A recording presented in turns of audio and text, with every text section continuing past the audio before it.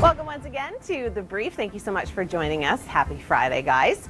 Now, a lot of parts across the country are going to be seeing some sunshine this weekend, and I know people are itching to get outside. Marta, you've been doing some research on where people can go right now. Right, and you know, in urban centers, maybe green space isn't so it's far few in between. There are parks, but there aren't many parks. And as we saw last weekend with Trinity Bellwoods, people flocked there in Toronto, and there were people literally side by side, which is not enforcing that social distancing rule. Now, I spoke to the interim director of the School of Cities at the University of Toronto, and here's what he had to say.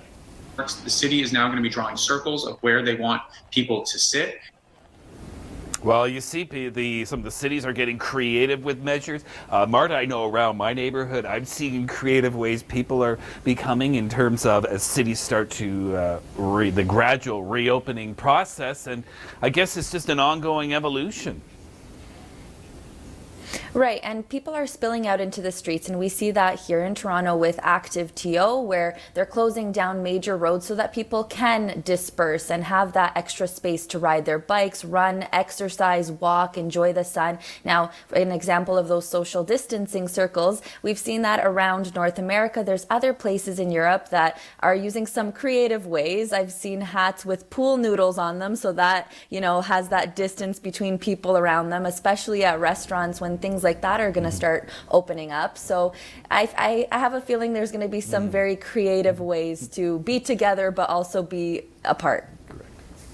All right, thank you so much, Marta. Now, in terms of people getting outside and enjoying the weather today and into the weekend, Chris, do we have any areas where people are really going to enjoy it, or is it just going to be stormy from A to B? Well, you know, have a plan B just in case plan A gets canceled. That would include going to parks.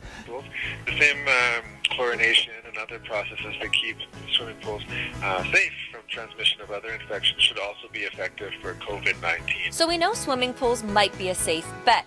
But what about water that doesn't contain the same chemicals, like freshwater lakes or saltwater oceans? For that, we head out west to Mia Gordon. Well, Marta, that's a good question. And experts that I spoke with here in BC tell me that swimming in lakes and oceans like the one behind me this summer is still pretty safe. And that's mainly because COVID-19 is a respiratory virus.